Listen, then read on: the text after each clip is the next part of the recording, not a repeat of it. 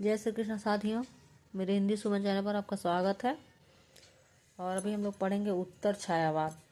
तो उत्तर छायावाद में जो राष्ट्रीय सांस्कृतिक धारा के कवि थे, जिसमें राष्ट्रीय सांस्कृतिक या फिर राष्ट्रभक्त कवि कह सकते हैं, वो कवि आते हैं उत्तर छायावाद में। तो कुछ प्रमुख तथ्य हैं और कवि जो हैं हम लोग पढ़ेंगे। तो ऐसे कवि जिन्होंने काव्य लेखन छायावादी युग से आरंभ किया तथा जो भी आगे लिखते रहे, किंतु उनका लेखन न तो विशुद्ध छायावादी प्रवृत्ति का रहा और न ही विशुद्ध प्रगतिवादी धारा का।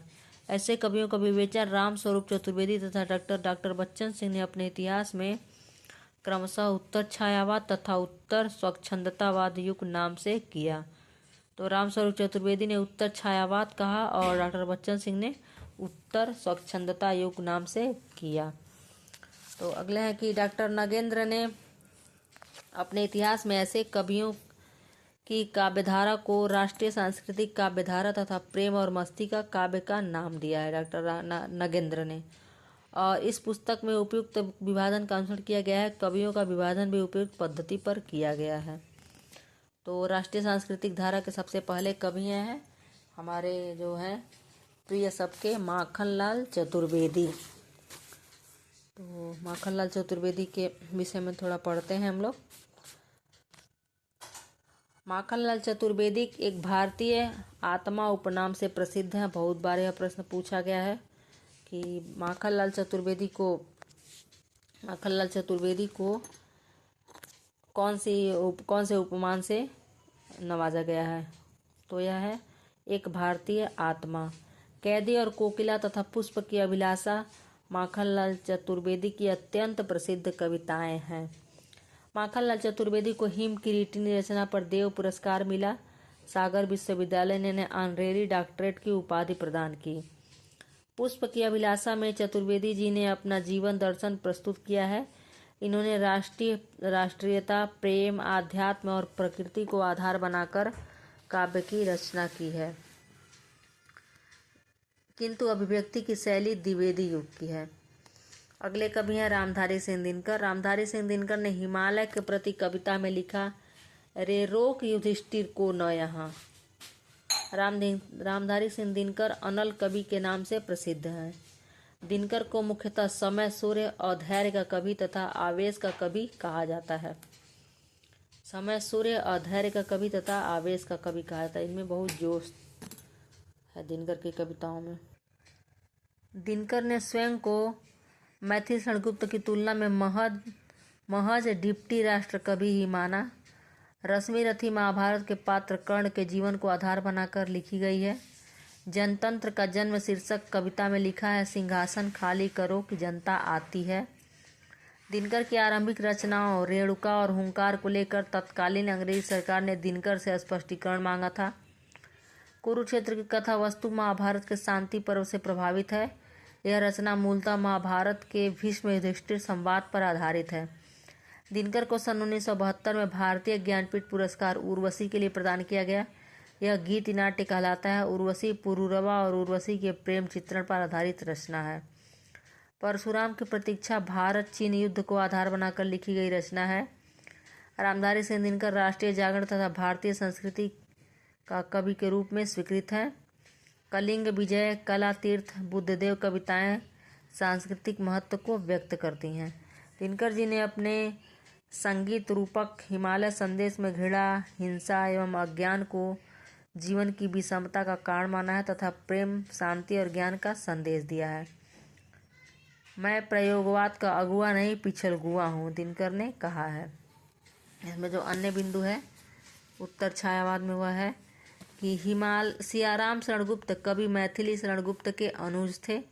सियाराम शरणगुप्त की प्रथम कविता 1910 में हिंदू पत्रिका में प्रकाशित हुई थी। इनकी प्रथम काव्य संग्रह इनका मौर्य विजय जो है जो 1914 में था। बालकृष्ण शर्मा नवीन उपनाम से कविता लिखते थे। इनका प्रथम काव्य संग्रह कुमकुम है।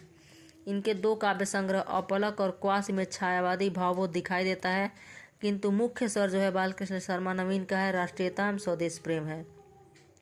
सुभद्रा कुमारी चौहान का जन्म स्थान प्रयाग निहालपुर है।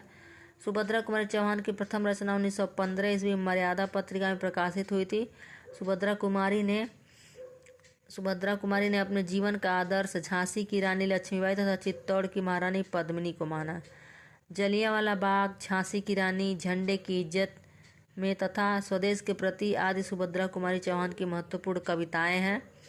सुभद्रा जी को मुकुल के लिए शेक्सपियर पुरस्कार प्रयाग साहित्य सम्मेलन की ओर से प्रदान किया गया। कुछ रचनाओं में अतीत का महिमा मंडन करते हुए उन्हें वर्तमान संदर्भों से जोड़ा गया है। इनमें सियाराम शरणगुप्त की नकुल, सोहनलाल द्विवेदी की कुड़ाल, श्यामनारायण पांडे की हल्दी घाटी एवं गुरु भक्त सिंह की नूरजहां उल्लेखनीय है। तो यह अन्य बिंदु थे। और अब देखते हैं उत्तर जो राष्ट्रीय सांस्कृतिक धारा के कवि हैं उनकी रचनाएं। तो पहले कवि हैं इसमें माखनलाल चतुर्वेदी। इनका जन्म 1889 में हुआ और मृत्यु 1968 में। और इनकी रचना है हिम किरीटिनी 1941 में, हिम तरंगिनी 1948 में, माता 1951 में, समर्पण 1956 में, युगचरण 1956 में, बेणुलो गूंजे धरा 1960 में, मरण ज्वार 1963 में, ध्रुव बलय 1981 में। हिम किरीटिनी, हिम तरंगिनी, माता। और अगले हैं सियाराम शरणगुप्त। इनकी रचना है इनका जन्म 1895 में हुआ, 1963 में मृत्यु हुआ। इनकी रचना है मौर्य विजय 1914, अनाथ 1917, दुर्वादल 1921, विषाद 1925, नोवाखाली, आद्रा 1927 जो कि बहुत बार पूछा गया, पाथे 1933, बापू 1937 से भी बहुत बार पूछा गया, उन्मुक्त 1940, जय हिंद का नहीं पता है, दैनिकी 1942, नकुल 1946, मृणमयी 1963, आत्म उत्सर्ग और गोपिका। अगले हैं बाल कृष्ण शर्मा नवीन। इनका जन्म 1897 में हुआ, मृत्यु 1960 में।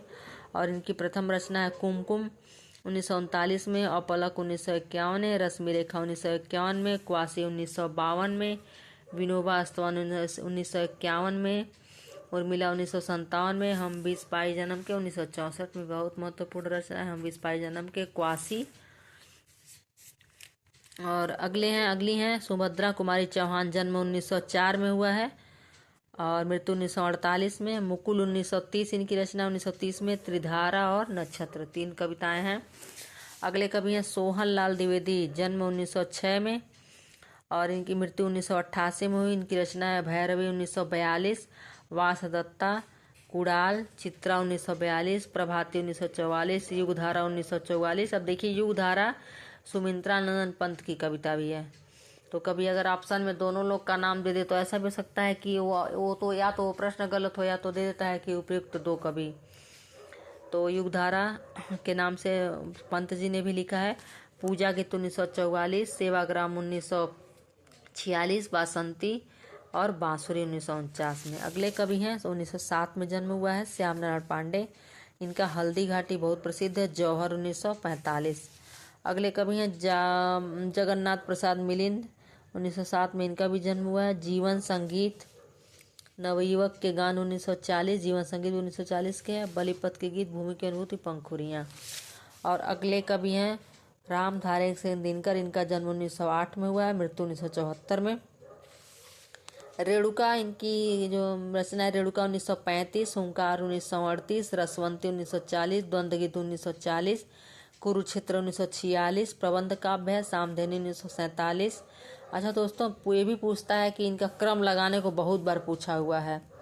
रामधारी सिंह दिनकर तो एकदम क्रम से इसमें दिया हुआ, जन्म तिथि भी एकदम क्रम से देखिए दी हुई है। इसमें भी अगर आप ऐसे पढ़ लेते हैं तो याद रहेगा। ये भी जन्म तिथि भी क्रम पूछता है और रचनाएं भी क्रम से पूछता है, तो एकदम क्रम से दिया हुआ है इसमें। तो धूप और धुआं 1951 में, इतिहास के आंसू 1951 में, रश्मि रथी 1952 में खंड काव्य है। नील कुसुम 1954 में, दिल्ली 1954 में, नीम के पत्ते 1954 में। और यह उर्वशी 1961 में गीत नाट है। 1972 में इसको ज्ञानपीठ पुरस्कार मिला। परशुराम की प्रतीक्षा 1963, आत्मा की आंखें 1964 और हारे को हरिनाम 1970। तो यह है राष्ट्रीय सांस्कृतिक धारा के कवि एवं उनकी रचनाएं।